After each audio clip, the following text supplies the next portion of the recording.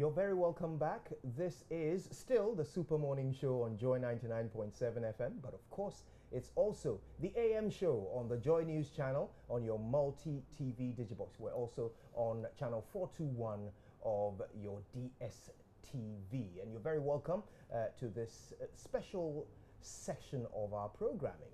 The NDC has taken time on our network to familiarize you with the detail, the intimacies of their manifesto. Today, we're exploring the themes of job creation and trade and industry. And we're quite honored to have the Minister for Trade and Industry in the person of Mr. Eko Spielgabra join us on the show to help us understand all of these interesting details. Mr. Spielgabra, how nice to see you. Good morning. Good morning. Thank you very much. Now, of course, Mama V and I are excited to have you on the show. We're eager to learn about the NDC's plans for the country if you are to be given another term of office after the election in December. Now, today we're focusing on job creation and trade and industry. I think job creation will be a good place to begin. Now, we've heard of ECLIP. This is the President's big umbrella initiative for job creation. He says 3 million jobs. What jobs? In which sectors? And how are they to be created? Well, the economic transformation and livelihood enhancement program that the President has spoken about is just one of several initiatives that the NDC government will be embarking upon in this next 4 years. But I think it's also quite helpful to see some of the ways in which jobs have been created already in the last 4 years. And I think many Ghanaians overlook the fact that if you hear of a ridge hospital rehabilitation or reconstruction, that immediately implies several hundreds of jobs. Most of the jobs obviously will be in the construction sector.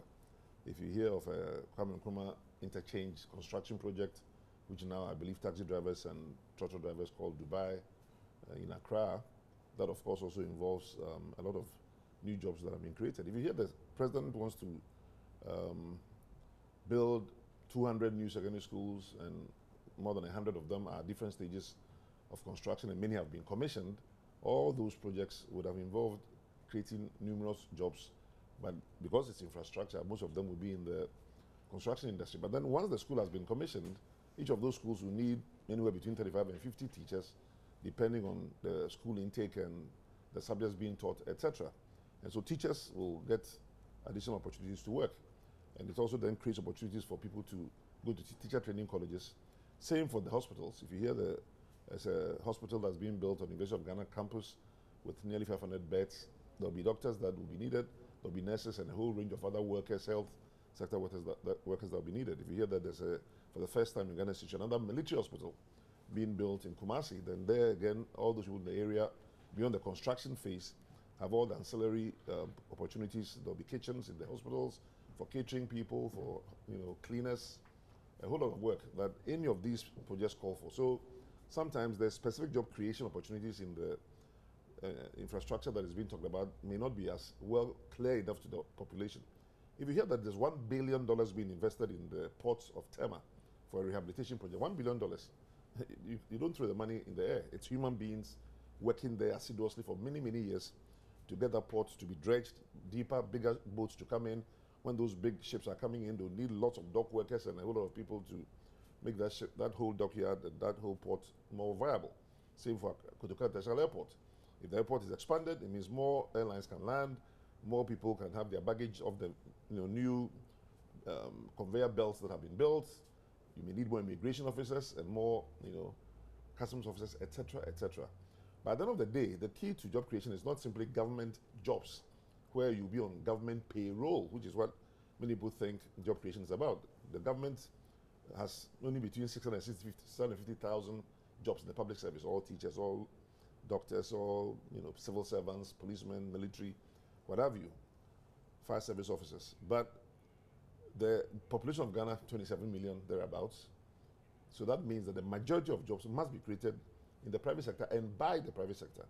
So the government's responsibility, all governments, whether PNDC, NDC, MPP, whatever, is to create an enabling environment for private people like your company to produce jobs here in Joy Studios. I was Minister of Communication when you started as Joy FM, 1, 2, 3 employees, 10, 20, 30. Now you can tell us how many employees you have. I'm sure there are hundreds of employees that Over you have 1,000. nationwide. Now you're talking about 1,000. But it is through government initiatives, policies to liberalize the airwaves that made it possible for you and many other TV stations and FM stations to be established. So do we take credit for it as having created jobs at Joy FM, or do you take credit for it as you had your initiative and a good business plan and you created the station? If you don't have a license from the National Communication Authority, where I used to be chairman, the president also was chairman at one time, you wouldn't have a radio station in the first place. So when you have 200 FM stations or more in Ghana and so many other TV stations and all the other internet-related businesses, it is the liberalization and the policies begun by the Rawlings administration, continued by other governments until now, which has made this possible. And you can multiply that in other sectors of the economy. If banks, there are 30 banks in Ghana, we may argue that there are too many, depending on what economic philosophy you believe in, but that's creating lots of jobs at UBA and at Zenith and at Barclays and at Stanbic, etc. So but these are the ways in which governments help jobs to be created. If you don't get that banking license, you can't create one job. So government creates jobs that are public service jobs, but the majority of the jobs, which will be in the millions, have to be created by the private sector. And we as a government have done a lot to do that. And under another 4 years, we'll do far more. Mrs. Spielgauer, it's good you make the example of the media. You talk about the bank as well. But some critics also say, they ask the question of how many indigents would get jobs from the oil and gas sector, for instance. Well, the oil and gas sector going to employ Indians, Chinese, or Americans? I don't understand that. The owners of the company, if it's a big oil company, Tallow or Cosmos or somebody, well, they come with their capital. So quite clearly, the chief executive officer, the chief financial officer, and so forth, they often want foreigners to do it. But Tallow CEO is a Ghanaian, as far as I know. Tallow chief financial officer is a Ghanaian, as far as I know. But there will be people at the production level who understand oil and gas because they've been doing oil and gas all their lives. You're not an oil and gas economy, as maybe in Nigeria or Angola or Saudi Arabia is. So there will be the depth of knowledge that initially anyway will allow Ghanaians to manage some of those highly technical positions. But for all of that position, supplying of goods and services to these oil and gas companies, we've established a Center for Development of Enterprise in Takoradi with the support of Tallow, the support of the Ministry of Trade and Industry, to train Ghanaians in a wide range of oil and gas related services so that small and medium enterprises can also have their share of that particular sector. So depending on which sector you're looking at, the private sector will play a role, foreigners may play a role. If you go to any of the mining companies, they'll have a few expatriates who have to take charge of it because they are bringing capital into the country, 500,000, 1 billion, whatever the case might be, at the Newmonts and Anglo Golds and etc. But the vast majority of the workers, when you have, they have 2,000, 3,000, 4,000 workers, 99%, 98% are mostly Ghanaians. And that applies to the hotel industry and many, many other industries. Do you acknowledge, though, that there are a good number of people out there who don't have jobs? Of course. Go to the United States and find out about unemployment. They have one of the so-called best unemployment rates for a long time. And yet millions, not thousands, millions of people in the United States are unemployed and some sleep under bridges and highways. Go to the United Kingdom. You see, the European economies are growing at less than 2% average. Ghana is growing twice faster than almost any European country you can think about. Mention Greece, mention Italy, mention Germany, mention any country, Britain. That means that a young Ghanaian, if he's 5 years old, when we were children, we used to measure how fast we were growing by putting our heads against the wall and our parents would be marking it. We also did that to our children. A Ghanaian child growing in terms of GDP growth against a European child growing in terms of the GDP growth, if you mark their heads, you find a Ghanaian child growing faster than a Swedish child, than an Italian child, than a British child, than an American child. America is growing less than 2%. Ghana is growing around 4%, which may be lower than we would like to grow, but it's because the whole global economy is not growing as fast as it used to. China has had problems. They are not growing at 13, 12% as they used to grow for many years. They are growing 6, 7%. The oil prices are down. So oil economies, Angola, Saudi Arabia, Kuwait, they are growing at, in some cases, negative growth. Nigeria, for example, look at the cedi exchange rates where we've had stability for more than a year of about 4 cedis to $1. In Nigeria, only a year ago, the naira was 150 naira to $1. Today, it's 400 or more naira to $1, if you can get the dollar at all. So Ghanaians should talk to the Nigerians who are coming here. Talk to Sierra Leoneans who are coming here, who were growing negative. When we're growing 4, 5, 6%, Sierra Leone was minus 10, minus 20% GDP growth, partly due to the Ebola crisis. But one of the things for which this government does not get adequate credit is Ebola came to this region, got people in Cote d'Ivoire infected, got people in Liberia and Sierra Leone infected, and by, you might call it divine protection, but we can believe that it took human beings to take certain policies under President Mahama to prevent one single Ebola incident from Ghana. Do you know what will happen to Ghana's economy if Ebola had struck here? So this is what we call the the luxury of the unlived experience. You haven't lived that experience, and so you have the luxury of not knowing what would have happened to you if you had Ebola hitting this country and giving you a -10, -15% growth, as Liberia and Sierra Leone are now struggling to come out, and even the international investment challenge that you face in terms of going to convince investors that, oh, we have now come out of Ebola, so it's time to come into our country. They've taken their money somewhere already, because international capital is fungible. It goes to wherever there's reception and where the attraction remains. Take another example of security. We had Boko Haram hitting Mali, hitting Burkina Faso, hitting Cote d'Ivoire, not Boko Haram, sorry, international terrorism, whether they go by Al-Qaeda or by any other name, ISIS, hitting almost all our neighboring countries, and Ghana being spared. Now again, we can do it a Famanyami type of thing, that God protected us, which is part of it, but it takes security forces being very alert, monitoring movements of people, excluding people who might be dangerous, and keeping us safe.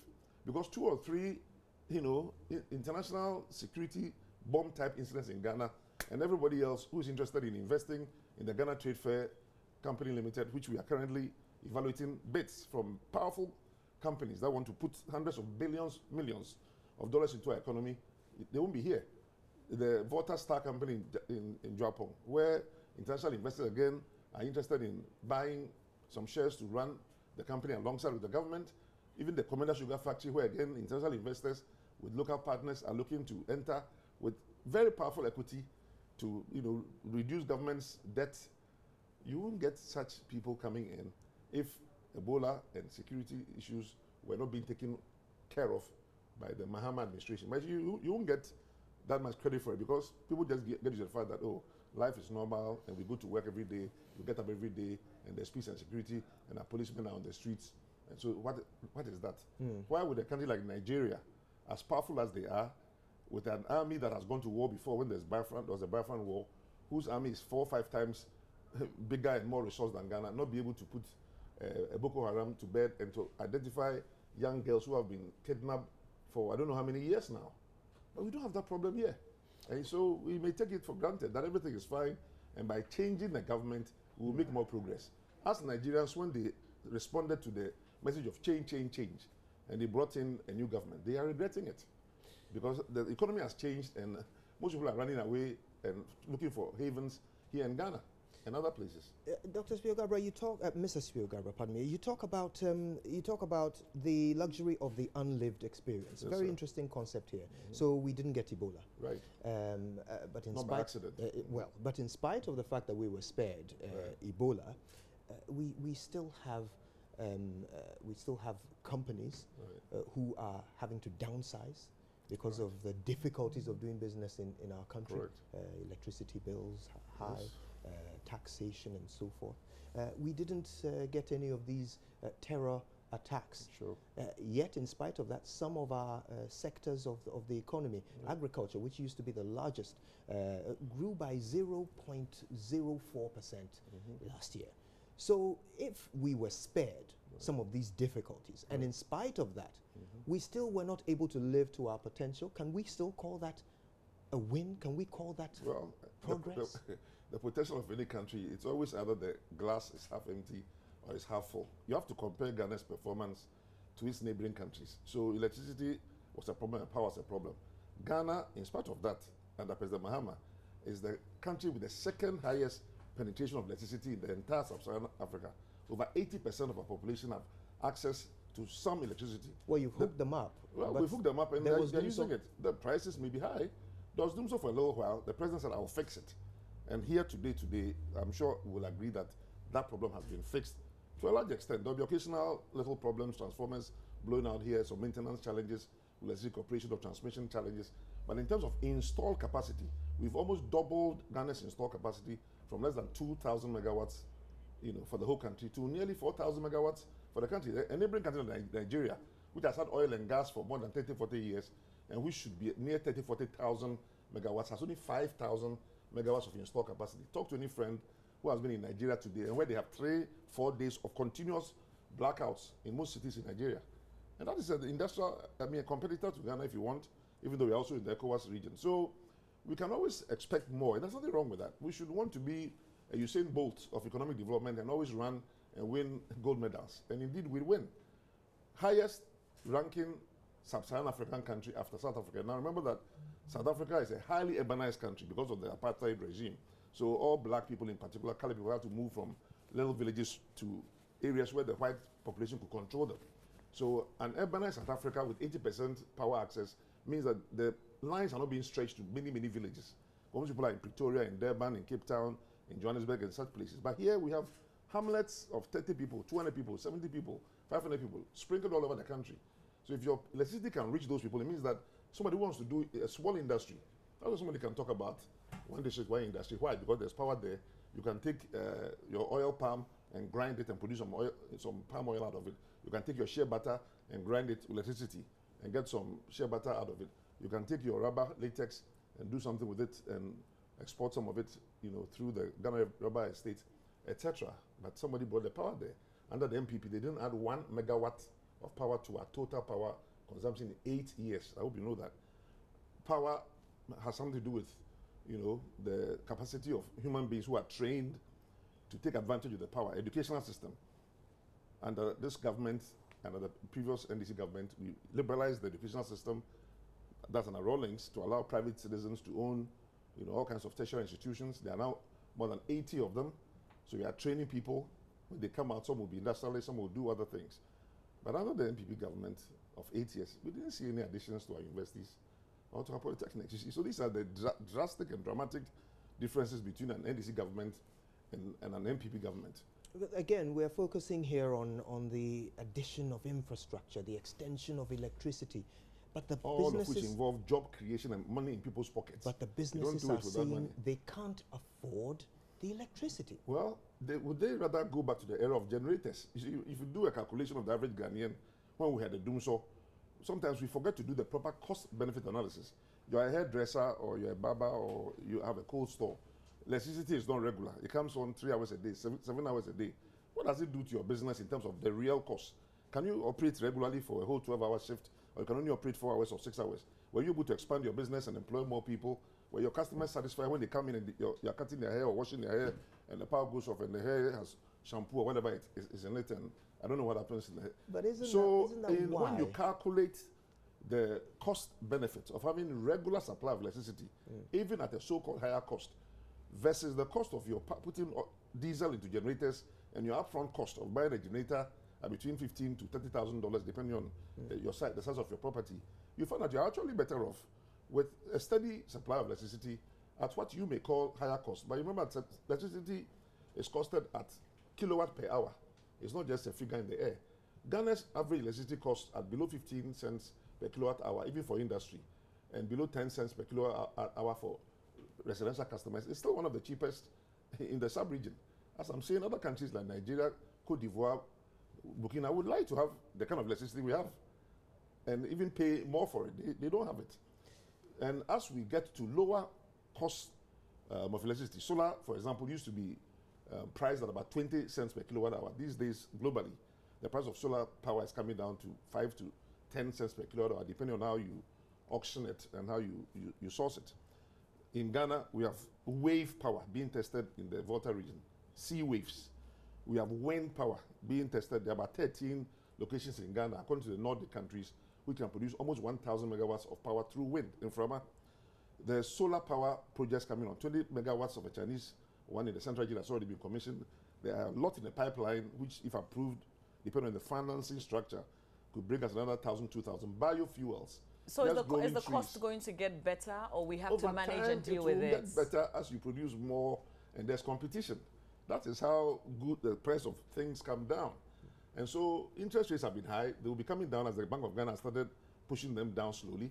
Price of cement was high, but as imports came in, it helped to balance the local price, and now people are buying cement at 26 cedis per bag instead of 30 and more.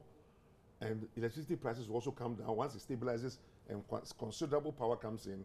And as President Mahama has promised you, Ghana will become an exporter of power. Of course, we've exported power over the past 50 years through the West African Power Pool Arrangement, where whenever Akusumu has had more power than we could consume, even over the last 30 years, we send a little bit to Benin, to Togo, to Cote d'Ivoire. But now we have so much more power, and that is what makes Ghana the best location for industrialization.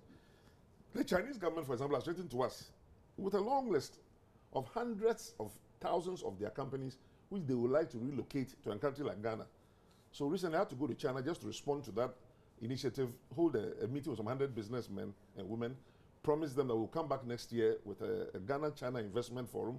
We created one in August this year in Ghana, a Ghana-China Investment Forum, where over 100 Chinese companies were there. But it's not just for China, Indians, Malaysians, because if you're going to industrialize, anybody says, is there enough power for me to even start my factory? If there isn't any power, they go away, irrespective of all the other incentives you can give them. So access to land, access to power, access to some credit, access to well-trained human beings. Now this is the area which is the most fascinating part, because Ghanaians, we like to talk down our country sometimes. We like to talk down our educational institutions. But ask the vice chancellors of our universities, what percentage of their students are foreign? And you find that there are universities in Ghana with more than 50%, 50% foreign students coming to study here. Some have 20%, 15%. University of Ghana among them. You know, thousands of students from Nigeria, Burkina Faso, Liberia, even from European countries coming to study in Ghana. An ambassador from a European country told me her daughter is in a Ghanaian school and she's getting better education than she would have gotten in a Nordic country. We may not appreciate it because we are here and we just think our country could do better. Isn't it also because we have a lot of our big men taking their children outside the country to school? That's why the Nordic ambassador thinks her child has better education in Ghana. I don't understand that question. No, the example to us as Ghanaians, because we may not know that example until you said it, for instance. But this is what we see. Some people, I mean, we are in a free society. Nobody is preventing any trader, market woman from traveling to Dubai, China, or the United States. They are going there. If you get to a point in life where you feel your child also can be educated somewhere, fine. And I can assure you that if you took the parentage of Ghanaian parents whose children are studying overseas, majority will not be politicians. They will be bishops' children. They will be children of many bankers and oil magnates and mining people and ordinary traders.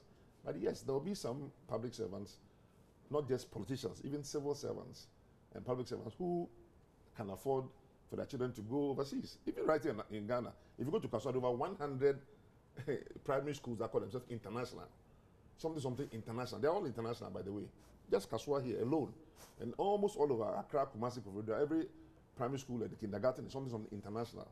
And they are charging international fees to ordinary Ghanaians. And ordinary Ghanaians who are driving their cars up and down, causing traffic jams, who are not politicians, are sending their children to these schools. Some are taxi drivers, some are market women, some may be policemen and public servants, and of course some will be political appointees. There are not more than 1,000 political appointees in Ghana. All ministers, all deputies, all district chief executives, heads of agencies. That's the number. So that certainly cannot be the number of people whose children can fail so many international schools and go to so many churches and give tithes and offering. Can we do a little bit more on job creation? Yes, sir. And I'm wondering, do we actually know the size of the unemployment problem in Ghana? Do we know how many Ghanaians are unemployed, where they are, and what their skill sets are? Does the government have this information? I would wish to say I would the Minister for Employment and Labour Relations. You know, we have many ministries and ministers, and every minister must focus on his own area of responsibility. So if the Minister for Employment and Labour Relations were here, he would answer that question much better than I can. But of course, this is information that we all would be interested in anyway. And most of that information will come from the Statistical Service, which does periodic surveys of the country, including census, to determine who is employed, who is not employed, in what sectors and all that. There's no doubt that our statistical data gathering in general is not as robust as we would like it to be. And that is not a party political statement. It is a function of the way our system works. But even in the United States, you are in the media. How many media organizations and opinion pollsters did the last opinion poll and got it wrong? They surveyed and surveyed and surveyed and said Madam A is going to win, and it didn't turn out that way. So even in the United States, with all their statistical knowledge, they can get statistics and opinion polls wrong. In Ghana, our data gathering is not robust. it's not as strong as it should be. Until recently, people didn't have even addresses. So if somebody wanted you to come to their house, you would use a mango tree and a woman selling kelewele and bananas to direct you there. We still do. The president instructed that all district assemblies name every street in Ghana. And has that been done or not? Have you seen the name signs all over the country? You don't get credit for that. But without those name signs, which then can lead to people being more readily identified, then it becomes easier to get the statistics that you're asking for. So it's a building block. You have to get people to. But the president gave an instruction in 2014 during the State of the Nation address. You were yet to become the Minister for Trade and Industry at the time, but he instructed the Trade and Industry Ministry to compile a database of all unemployed people in Ghana. This was an instruction. I'm surprised that, as you said, it was before my time. But since I got to the ministry, I've not seen any such instruction in my ministry. So you may have gotten the ministry wrong. Because listen carefully. Oh, I'm quite certain of it. Well, it's on record. 2014 State of the Nation address.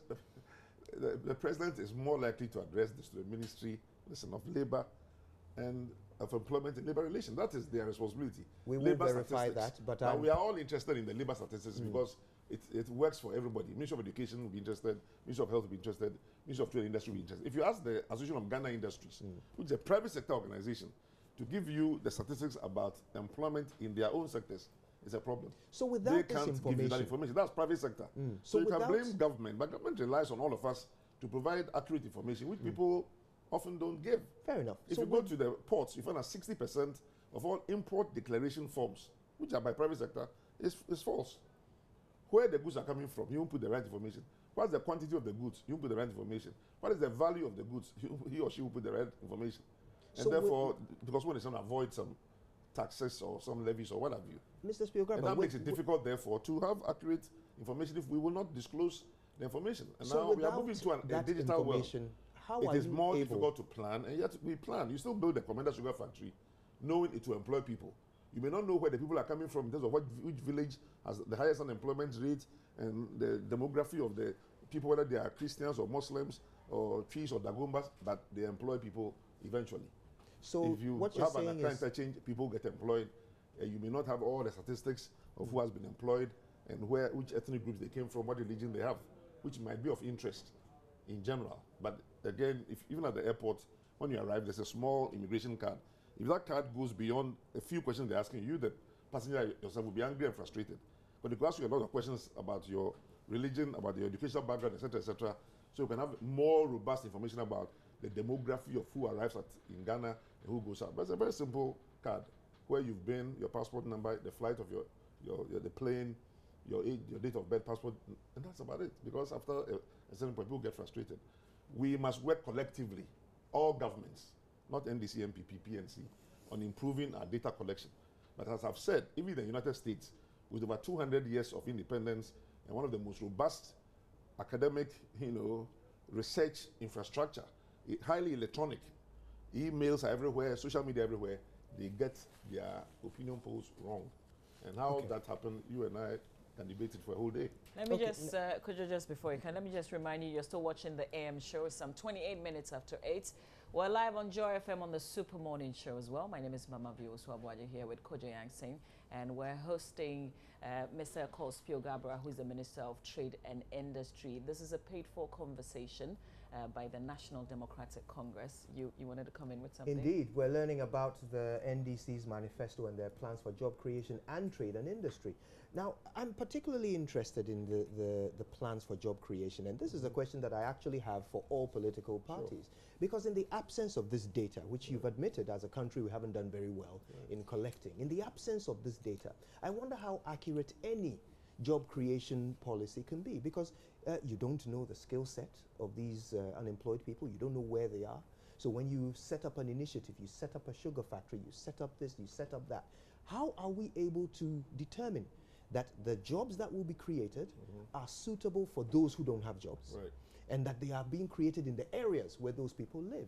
I agree that there's more work to be done in the collaboration between the Ministries of Trade and Industry, Ministry of Education, and the private sector. So also, as I speak, a private sector organization that we've been supporting, the Africa Business Center for Developing Education, has put out a request to the BUSAC Fund to support a three-way dialogue, which actually could have taken place in November, but because of the elections, may end up taking place early next year, where these three institutions will sit together. The vice chancellors of our universities and other universities associations will be there to let us plan the demographics of our educational system. Because beyond the skill sets issue you're talking about, it's even the issue of whether the content of our education really reflects the needs of our economy. And I've had the opportunity to speak about that outside of the pure political party framework. But the bottom line is that if you go to South Africa, unemployment among blacks is estimated to be 40%. Now, they may have a somewhat better or not so good statistical service, I don't know. Unemployment in the United States and in the southern European countries is still very, very high. In Ghana, even when somebody says he or she is unemployed, let us be fair to ourselves. There was a time when there was an unfortunate description of people having a Rawlings chain. In other words, their collarbones were exposed. Almost everybody you know who says they are unemployed seems to have 3 meals or at least 2 meals a day. They are living on the network of friends, associates, and family. And all of us spend a lot of our money on any number of people whom we may know, some we don't know, some are family members. So there's a social safety network that helps even those that are supposedly unemployed to get something to do. And most of them are underemployed, meaning they don't have continuous work for a year or more, but once in a while they are called to do some odd job here, or called to do an odd job there. Kayaye, how many are they? Hawkers in our street, how many are they? These are statistically difficult things to quantify. And so, yes, you want robust numbers, but the bottom line is that NDC has created a lot of jobs, far more jobs than some other people came and said they're going to create jobs. So 1 million people come and register. You remember that party? They registered 1 million people and promised them jobs, and the 1 million people went away very unhappy because the jobs were never created. But we have pointed to projects where specific jobs were created per project. The president has estimated more than 400,000 jobs being created from the infrastructure projects that he has championed during his just about 3.5 years of effective administration. You remember that the first 7 months was taken up by pink sheet politics, and therefore there wasn't much that could be done. You know, the statistical service has disputed that. Say that again? The statistical service has disputed that. Which? They have Ghana statistical What are services. They claim that the jobs are about 250,000, not 400,000 as claimed by the NDC. It will require a separate workshop and task force to let them provide the list of what they used to get to that statement, because I haven't heard this. And let the president also present a list of the projects that we have done. Because I don't know whether statistical service know about all the roads that are being built. Do they sit in Accra and develop those figures, or do they follow the president who is going around village to village, town to town, campaigning? Here's what the chiefs say they want in this area, make sure they get the water. Hear what the chief says they want in this area, make sure they get a road. Hear what the chief says they want this in this area, give them a school. He is on top of the situation. So if you have to ask me to debate who should know better about how many jobs are being created, I would say that the president, who is in the executive branch, look, you know how long it takes to collect data in the Ministry of Education, Ministry of Trade and Industry, and Statistical Service. Some of the data is 1 year old. By the time they've sent requests to the districts to manual, this is all manual. There's no, computerized system where you can enter the data and then somebody press a button and all the figures are the Statistical Service. Like a McDonald's CEO who on every night can get the total sales of all hamburgers around the world in 200,000 or 20,000 McDonald's outlets by just pressing a button, and all the sales figures will come in his hands. Why can we still not do this in the 21st century? I agree. We should be doing it, but it takes all of us to do it. If Joy FM at the end of every day knows how much advertising has been produced, how many minutes of airtime has been given out. But we do. If you know Why all doesn't those our things, government? Well, it's a it. collaboration that requires public servants to, if you know the frustration I've had in my Ministry of Trade and Industry, just to get a website established and to get the civil servants to use a government email address, you marvel at it, because you have to punish everybody or, suspend many people to get such programs in place. Many government officials throughout, and this has gone on for the last 20 years since the internet has been there, we're also using Gmail addresses, Hotmail and Yahoo addresses, rather than the eGov Ghana addresses that are available. It's an institutional problem. It involves attitudinal change. It's a challenge not just for this government, for all other governments that have come before and those that may come forward. But I'm sure one day you'll be a minister for communication or a prime minister or something, and I'm sure you'll be able to do better. I was hoping that my does current minister would do it. Doesn't mean we won't be able to solve it until Kojo perhaps comes, I don't know when. No, I hope we shall solve many of these problems. and politicians can go around claiming they will solve it in the next 4 years. But remember, MPP was there for 8 years, right? And the internet was available when they were there. You were here when they were there. Did they solve that problem?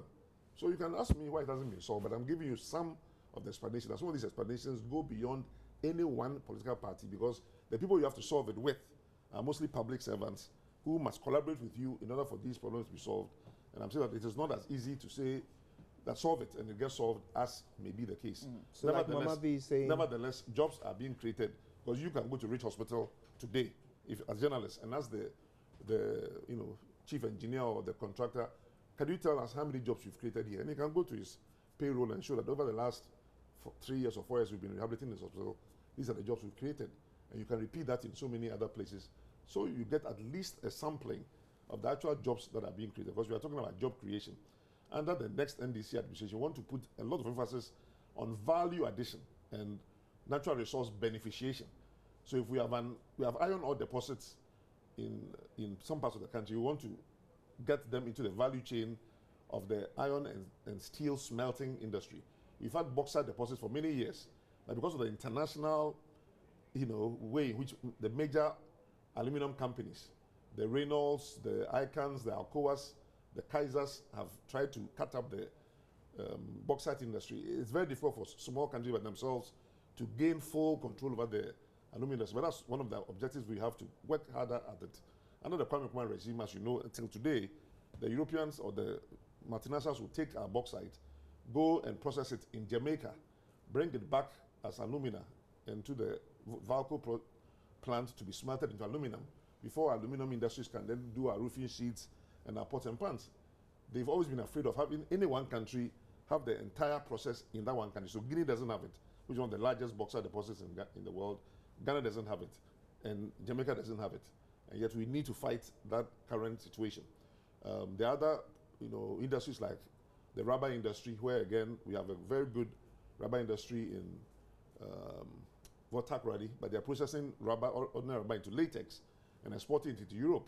We want the Bonsa tire factory, which Nkrumah established, but which the fathers of the MPP destroyed. You see, this is something that younger voters sometimes do not know. Voters between 18 and 35. Once when it comes to promise you industry, you need to be educated that how come 300 state enterprises and Kwame Nkrumah did not survive and did not work. Akasanoma was assembling radios and TVs in the 1960s, before Samsung was established. We had 2 sugar factories, Asuchwari and Komenda, in the 1960s. And after 30 years, we are only just establishing 1 sugar plant in Komenda. What happened in those days? We had ceramics industry, Sopon Ceramics. For the first time in 30 years, we are just opening another ceramics plant under President John Mahama in the western region near Sekondi in the next 2 weeks or so. One can ceramics. Another one is going to be established next year. But a group of people came here who said what Kwame Nkrumah was doing was not good. They protested against his attempt even to establish Akosombo Harbour to provide the first power that we would have, which we are talking about power today, and have since opposed everything he's done, and so wanted to destroy his industries to prove that Kwame Nkrumah did nothing.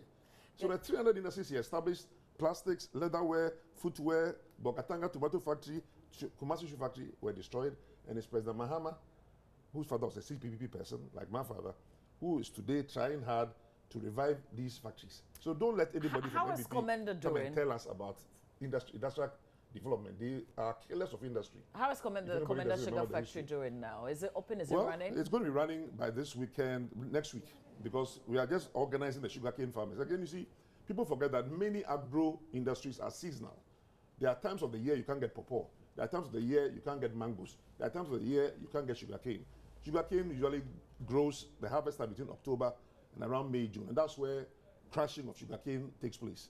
So the factory management, which will be here this morning, apparently in your studios to be interviewed, are going around organizing all the areas where sugarcane is being grown, which in the past was being sold to distilleries, local Akweteshi type distilleries, to sell all that sugarcane to the sugarcane factory, and they get paid on the spot. And then the sugarcane factory, among the outputs between bagasse, which is the waste of the sugar, the juice that is going to create the crystals for sugarcane, then there's molasses, which is the dark water that is molasses that can actually be used to distill the same Akweteshi. We want them to come and buy the molasses and leave the sugarcane for the factory to take. So the factory will be operating certainly by early next week. Should these things not have been done before you opened the factory? Which of these things? You know, organizing the sugarcane farmers, ensuring that we are in the right season.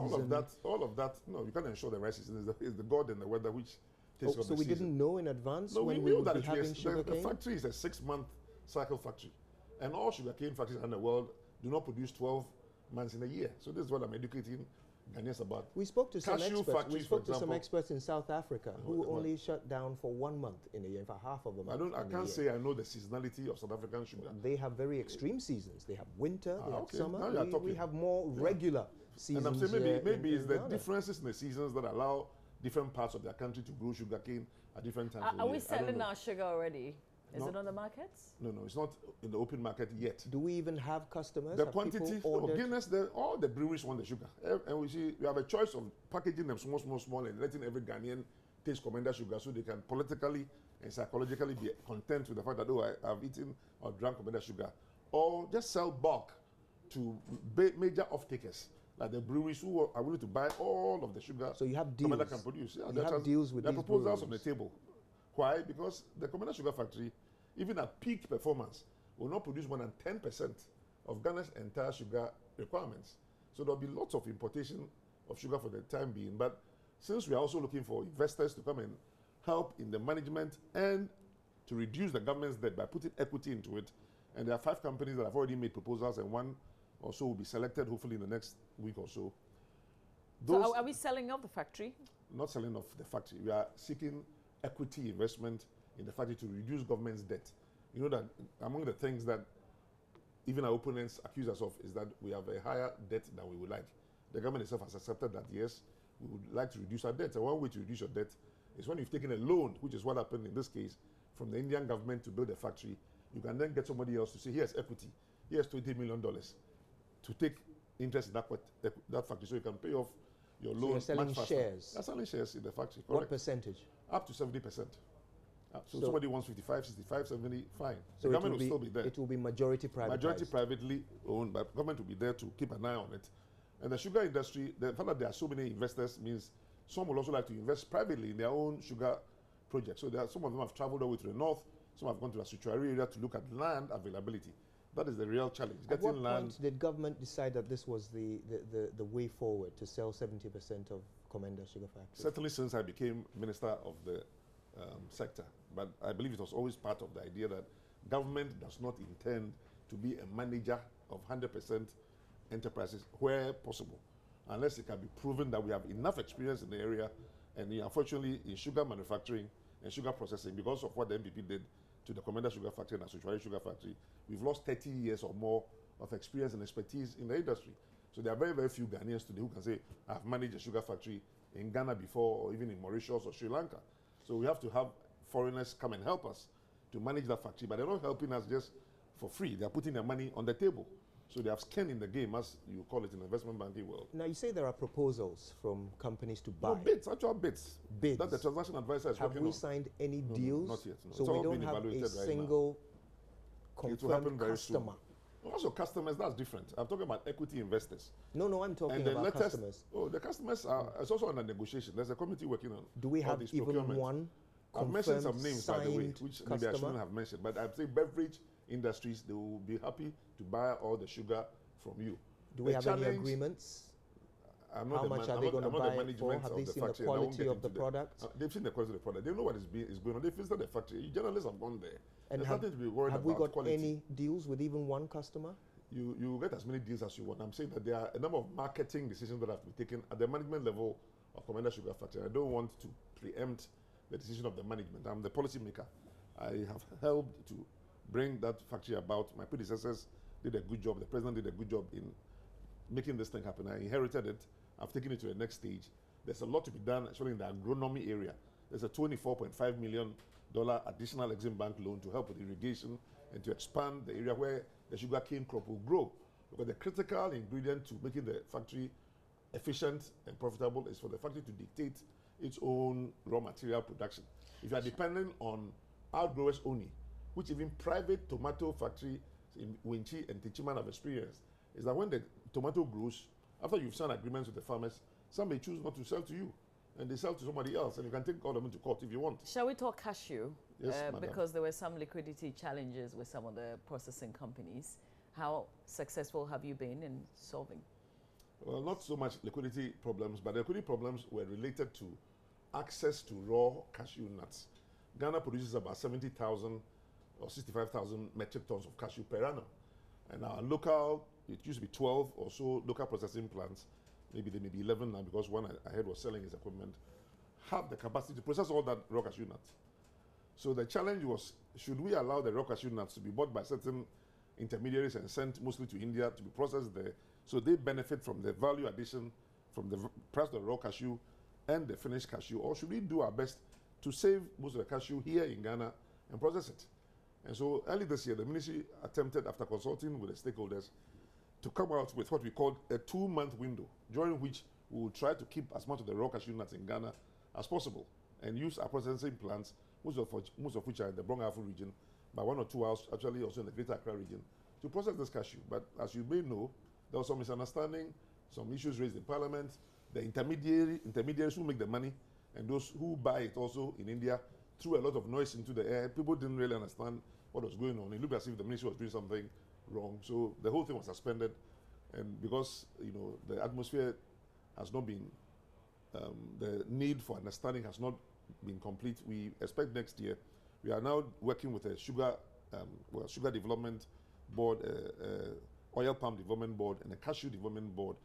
These are 3 development boards that Ministry of Agriculture and Ministry of Trade Technical Committees have been working on, which will become government policy when Cabinet approves them. And down the road, there may be some regulation and legislation as well to enforce some of these ideas. But we want to be sure that the price, which was what the cashew farmers were really concerned about, will not be dropped if we ask the local cashew processing plants to more or less have what to be monopoly of access to the cashew. The view about the cashew farmers that they will not get the same price as the international buyers were giving them. And I'm a cashew farmer, by the way, 15 years of growing cashew. So I have a sense of what goes on in that industry. So we are hoping for progress in the cashew industry, but it requires us as a people to agree that it's better to process as much of our cashew in Ghana rather than exporting it. And that's why one of the cashew companies, to the best of my knowledge, in Winchi, I read, but I haven't had direct discussion with them, was selling the equipment and more or less good out of business because they couldn't get the raw cashew nuts. And I was explaining to people in the Brong-Ahafo that if they don't allow us to do this, it's their own children and nephews and nieces who want jobs in the factories who may end up not getting the jobs. I was just going to say that you're the policy maker. What do you think is best for the industry? I just told you that at least a certain period of the year should be reserved for our local cashew processors. And then for the rest of the 10 months of the year or 9 months, whatever the decision is, some of the cashew may go out. But until we must also grow more cashew anyway. We are only doing 70,000, less than about 10% of what Cote d'Ivoire does. Cote d'Ivoire does something in the 600,000 or more range. So there's a lot more we can do. They don't have as much processing capacity as we do, by the way. They grow a lot more, but they don't process as much. We grow less and we can process all that we grow. So there's a little bit of a mismatch in the raw material versus processing area. Oil palm is another sector where again, we are bringing policies in place because again, if you take your oil palm to most of the oil palm processing plants, they give you the money more or less on the spot. Rubber is the same thing. So there are even farmers who want to stop other kinds of crops and get into these crops where money is paid on the spot. Commander Sugar Factory also pays farmers on the spot when you bring your sugar to the factory. But all that requires some credit schemes, some financing schemes, outgrower schemes, ownership of some specific amount of land by the factory itself to ensure that they have no disruptions in supply.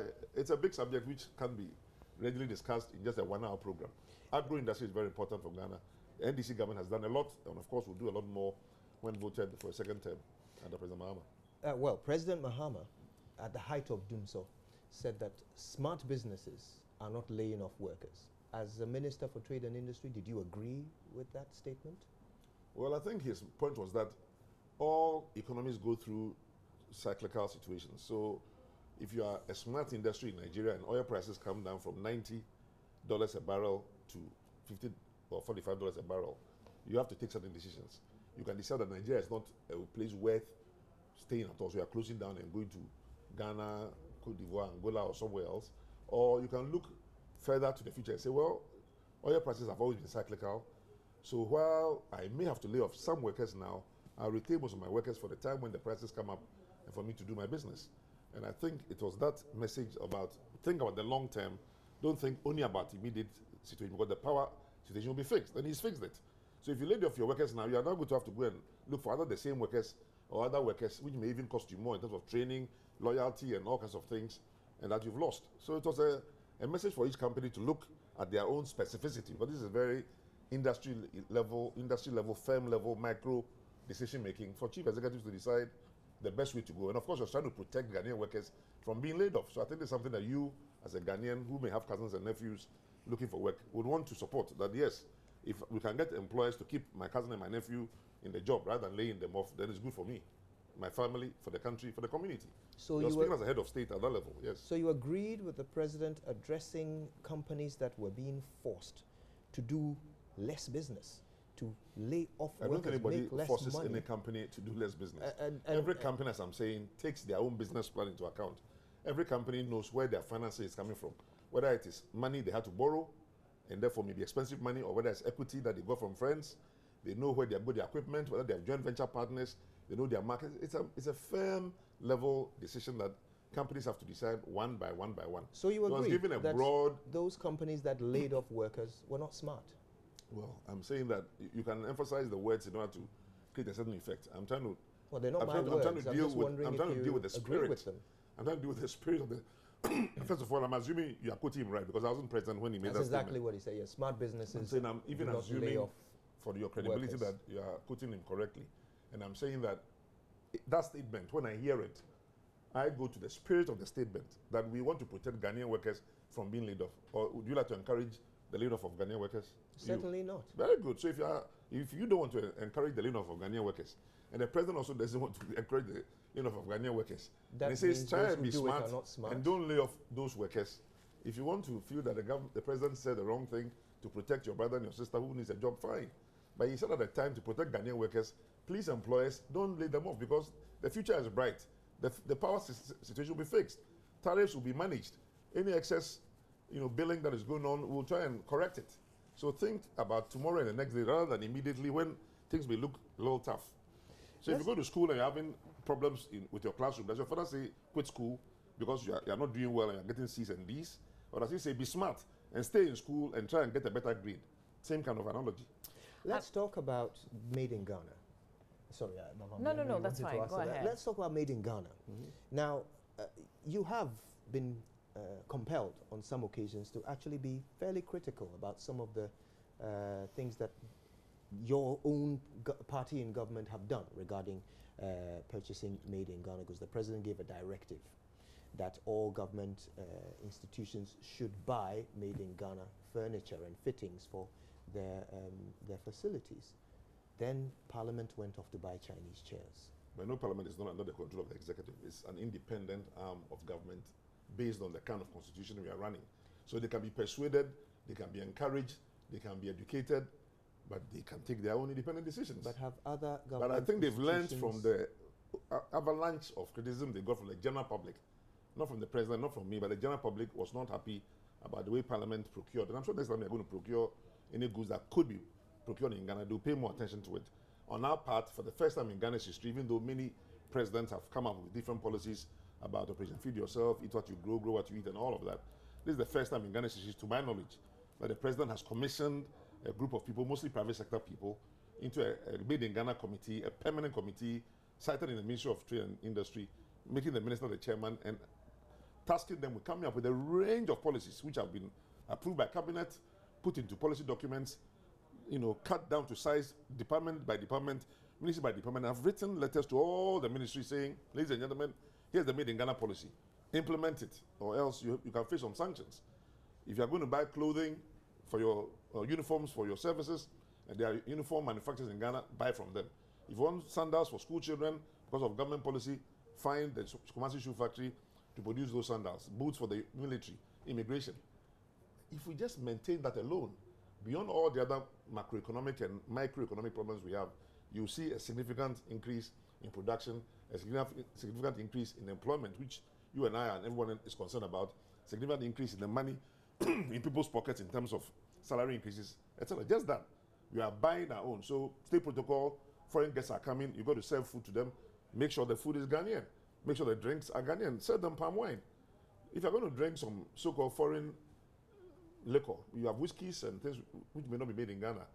There are Casapreco drinks, there are Gihok drinks that you can serve them that will create 3, 4, 5, 6 more jobs in another industry. So it's not obvious to decision makers when they are taking decisions that may be disadvantageous to the economy. And they take them because they are procurement officers and they're just looking at either the lowest bid or the highest bid or whoever is incentivizing them to procure this or that. But we are saying, think about Madagana, think about your children, think about your mother and your sister in the village who all need various services from the government. They need schools, they need water, they need bridges. All that comes from the government producing, helping private sector to produce more, to sell more, to employ more, putting money in people's pockets, and our economy goes up. So it's a very important policy that the president has been championing, and I'm honored to have been given a chance to play a role in it. Well, the president has already given the directive. Why is it not being implemented? Human beings disobey. Your family, I don't know, with all due respect to yourself, your father says, don't go here, children go there. Your mother says, don't do this, they do it. So it's a human thing. So the president is disobey, being disobeyed? Even Jesus and God, thou shalt not commit the following 10 sins. We are all committing them. So the president's directive is being disobeyed? I don't have specific evidence and knowledge except this parliamentary one that you said, but he seems to have known that some of the uniformed services were not procuring from Ghanaian manufacturers. So I don't have the information. He used to be chairman of the police council in his capacity as vice president. As president, he's chairman of the national security process and all that. So he has that information. Well, and he warned them that please do what I've said. It is not the first time presidents have given instructions and the instructions have not been followed. And I'm saying that human beings, that's why you have law and order in the country. Don't park here, people park there. Don't cross red light, people cross red light. Don't procure outside, people procure outside.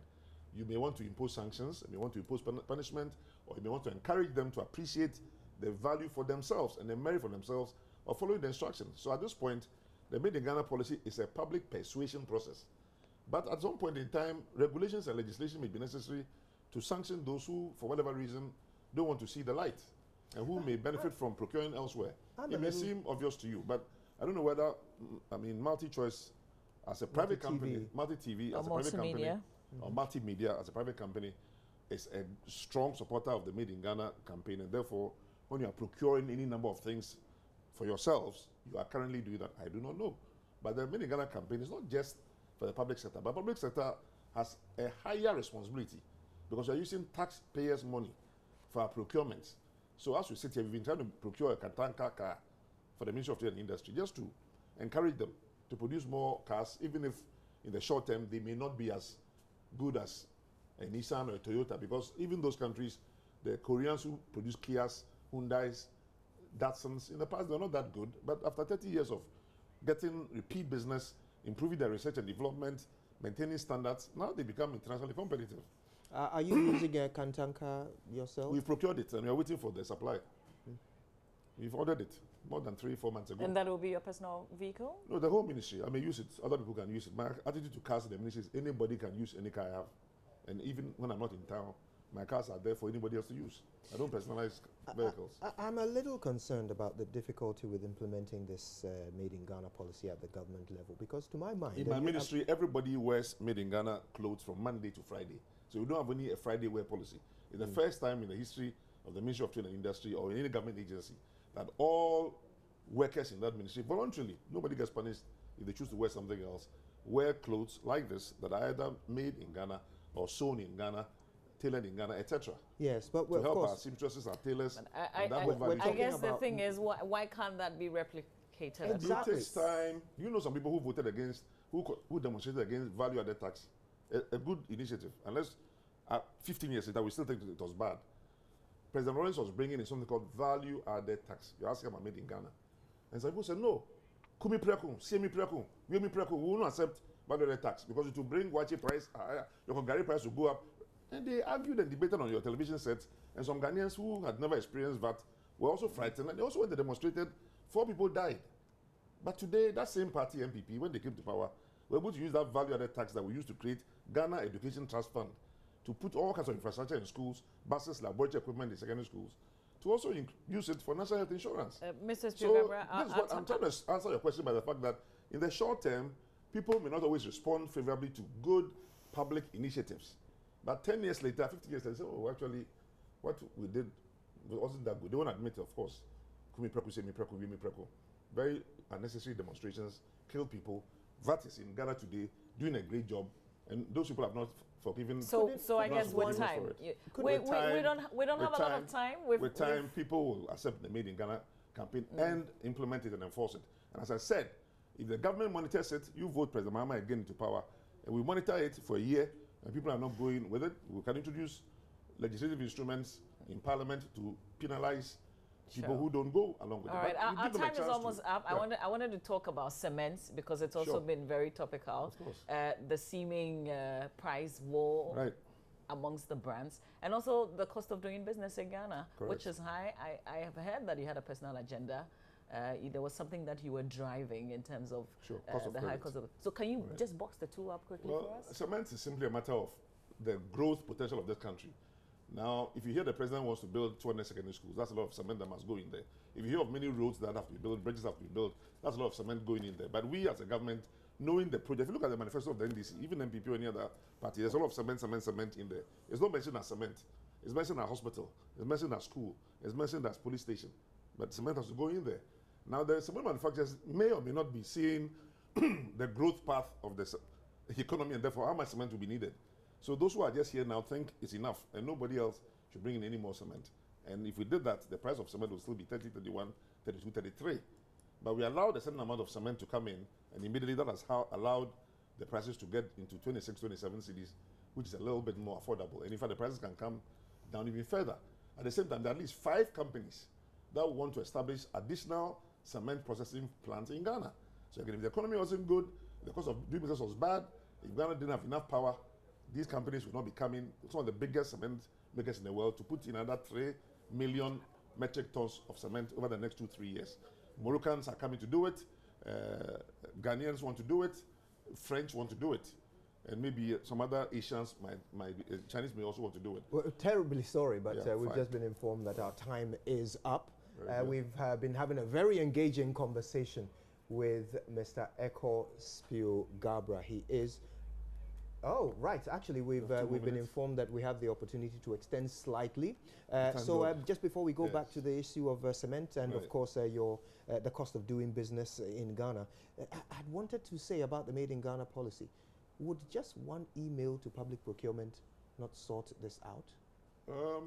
I'm saying that may require some changes in the law. But even in the law now, Ghanaian companies are given preferential treatment in procurement and evaluations. But you see, it's in the mind of the procurement officer or whoever is making the decision. If they think they may benefit personally from procuring something somewhere, they will disobey the president. Disobey, because that's how, unfortunately, some people think. They are not everybody is thinking about the national interest. Too many people. Does that mean the president cannot run government if people are disobeying him? Have always had challenges with getting everybody to fall in line. And I'm saying in the secondary school, the headmaster doesn't get all teachers and students to obey school rules. And in your family and in your but there's a sanction for breaking the rules. Yeah, and I'm saying in this case, we have not introduced sanctions yet because we want to encourage people to do this voluntarily and as a matter of national interest, national pride, and patriotism. But the time will come when you see too many of the rules being flouted, then the sanctions will come in. Back to cement and the cost of doing business. Yeah, so cement prices have come down. I think that's good for everybody. But yes, there's a cement war, if you like, and people are now advertising for the first time, my cement dries faster than the other one. My cement is 3 times stronger than the other one. My cement is cheaper than the other one. So that's good. Is that a concern? No, it's good for consumers to choose. And I'm saying that it's bringing prices down. So which is of interest to the country because the government itself is a big consumer of cement products. So if the Rate Hospital project and the Accra Interchange project, look at how much cement was used on all those bridges. If the cement was bought at 26 cedis per bag rather than 30 cedis, you can imagine the savings that we all have as taxpayers. So it's of interest to us. But the cost of doing business in Ghana has always been of concern to this government. And the fact that we are even concerned about it and can make public statements about it should be of a matter of satisfaction to the business community and to consumers as a whole, because not every government that is willing to concede that, yes, interest rates are too high, what can we do to bring it down? So we put up a committee of some of the 15 most brilliant economists and financial experts in this country for almost a year. They came up with a proposal, and you can see already Bank of Ghana rates are dropping this very week. And if those rates can keep dropping till we get below 20%, and if at some point in time we can also take a decision on the interest rate spread, because many banks will give you savings, maybe 6%, and then when you are borrowing from the same bank, after you put 100,000 cedis in your account, they ask you to pay 26%. But the Bank of Ghana, under the Bank of Ghana Act, is supposed to be an autonomous institution, so you can only, encourage them, plead with them, and also with the financial institutions themselves, who realize that high interest rates actually lead to high loan loss provisioning, because most of their customers cannot sustain those high interest rates. It also extends to the microcredit sector, where some 200 or more microfinance institutions were licensed, and some of them, as you know, have had problems, but they are the ones who even charge more, between 30, 60% and more. So that is an area where I think we can all do better to improve the cost of doing business and the ease of doing business. There have been so many improvements at the Ghana Investment Promotion Center level, at the Ghana Revenue Authority level, at the Registrar General's level, in terms of registering businesses. The time for registering businesses has reduced, the time for clearing goods at the ports have reduced, and many other transactions have reduced. But we have to become more e-enabled. We talked about ICT and e-enablement, so that as many things can be done by ICTs and on computer as possible to reduce transaction time. But there are many public servants, unfortunately, who like the face-to-face situation, because if they meet somebody, then something happens, and they can benefit personally. So when you're introducing computerization and ICT-enabled innovations, you find some, not all, some resistance from those who feel that it might prevent them from what economists will call rent-seeking behavior. There's another area that I wanted to take you back really, because you mentioned it slightly, which is the trade fair. Correct. And the fact that there are some private people interested. Right. What's the status of the fair now? Again, the Ghana Trade Fair Company will always remain a 100% Ghanaian company. So it's not the trade fair company as such in which shares are being sold, but the land area, because the trade fair area, over 100 acres of land, is sitting on very prime, but you need capital infusion. And the capital is not 30 to 80 million cedi or dollar type of thing. You need $500 million to $1 billion to really spruce up that area, create a world-class convention center with meeting rooms and hotels and other commercial infrastructure, entertainment, sports, etc. And we've had, again, more than 5 international consortia making proposals for rehabilitating the place. And the chiefs of Labadi and others who have not received adequate compensation for their land, the youth of Labadi and others who went on demonstrations, they'll all get paid very quickly and they'll be even part shareholders if they want in the new enterprises that are being built, so they can be assured that whatever is taking place there is in their interest, because we respect the Shipon Gamanoni type concern that the people of this country and the Ghana people in particular have been concerned about. But it was under a former government, NPP government, where most of the lands in Airport Residential, Roman Ridge, cantonments were sold to ministers and their friends. Never in the history of Ghana has any president signed a piece of land to a minister that that bungalow you are living in, take it. President Kufuor did it for our late friend Jacob Echabilamte. It was a very sad example of what the NPP did in general, including trying to take over the land that was international hostile land where the foreign ministry is.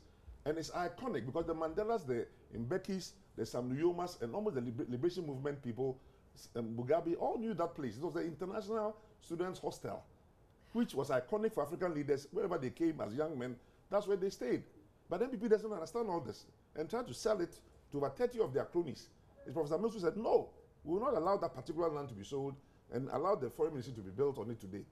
So the facility as we see it as a trade fair, is it going to change the structure? Oh, absolutely. You're talking about skyscrapers of all heights. There are different architectural proposals, 20, 30, 40-story buildings, mixed-use development, commercial centers, shopping malls, entertainment, cinema theaters, a whole lot of things. But you said the company is not going to change. But they'll use their money. No, yeah, the company will be the Ghana Trade Fair Company. So when somebody comes and develops that place, the Ghana Trade Fair Company will still help to manage the convention and trade show aspect of that place, because that's a Ghana national institution that must continue to do trade fairs, not just in that place, but trade fairs are to be done anywhere. That's one of the things that Ghana Trade Fair Company has only recently tried to do. They've done trade fairs in Tamale, they've tried to do one in Takoradi.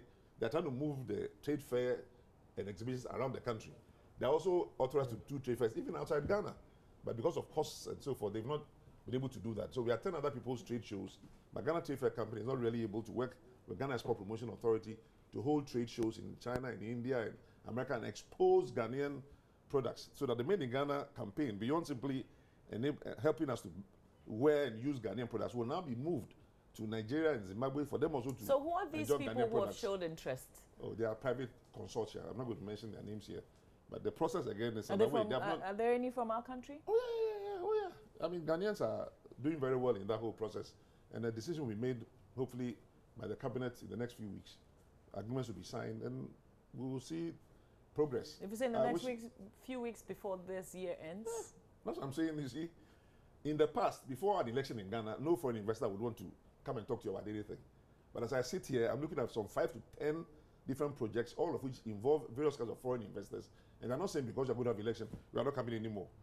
Even if they think the government may change. They say Ghana has been stable enough, based on all of us, our collective effort as Ghanaian citizens, as media people, as politicians, as priests, preaching the word of peace, peace, peace during our elections, that it's gotten to the point now where you don't see any major change in the attitude of foreign investors. The World Bank only granted recently a partial risk guarantee for a 7 billion oil field project, only 3-4 months ago. They would have said, Ghana is going to have election. We can't approve that guarantee. They did.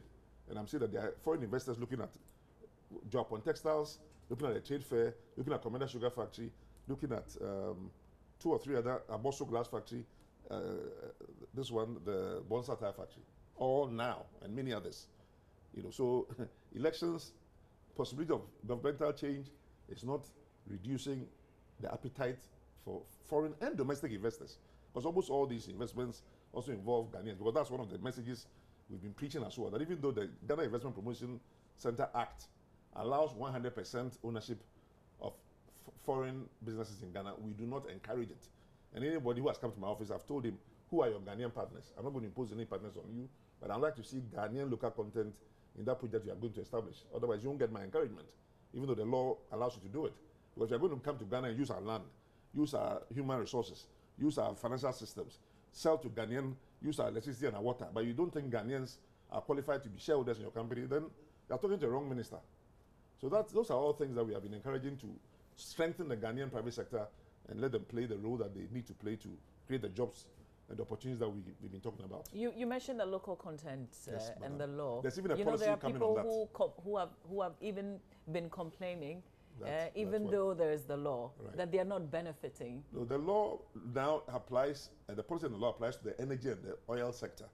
And again, whether they benefit or not, the president was recently even describing the situation where one of the oil companies needed a certain number of welders, but the welders have to be able to weld to a certain international standard, because if you don't weld boilers well and the things start leaking in oil and gas, there could be explosions.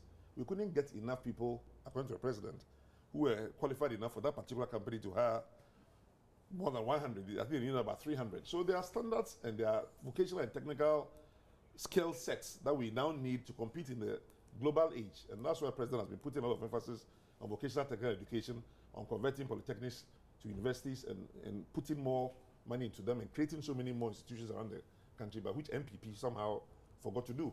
But what that means, I guess, is that there are some instances in which no matter how much you insist on local content, there simply isn't the local content. There will be those instances where in the short term, you have to add to your skills, knowledge, and to your capacities in order to be able to meet international standards. But there'll be other areas where simply supplying food or helicopters or vehicles to oil companies, which we can do as well as anybody else, and which we are doing.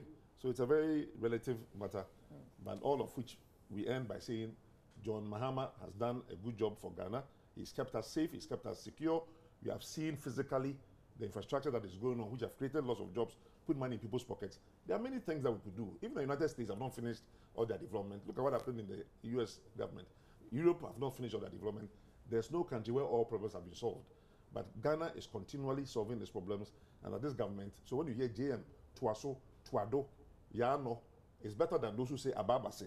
When people are saying let's go forward, they say let's go backwards. That's why the president says no Ababase in this election. Because people who cry Ababase are people who are taking us backwards, and we want to go forward. So forward ever, backwards never, under NDC, under President Mahama. That is the message for 27th, and we look forward to December 7th. Somebody thought it was September 7th. I don't know whether you're aware of that.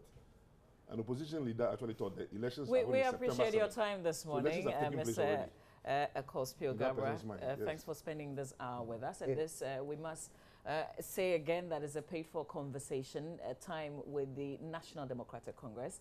And Mr. Akosua Gabra's 10 today. We'll have Madam Mona Korte, God willing, tomorrow, share another 1 hour with us. But this has been live on Joy FM and AM show. It's a bit extended for us on the AM show, but we have to wrap up now. Could you? Indeed. With his Super Morning Show. That's right. The Super Morning Show continues. Stay tuned. There's so much more coming up. We're about to talk about those boreholes. As it turns out, we have a comparative order to put it in perspective. Somebody dug a borehole for 50,000 cedis. We'll find out a little bit more about that. But we will also ask, why is the PURC digging boreholes anyway? There's a lot to discuss. That's coming up right after these messages. But thank you so much for staying with us on the extended AM show. Keep it tuned to Joy 99.7 FM for the Super Morning Show. We're back after these.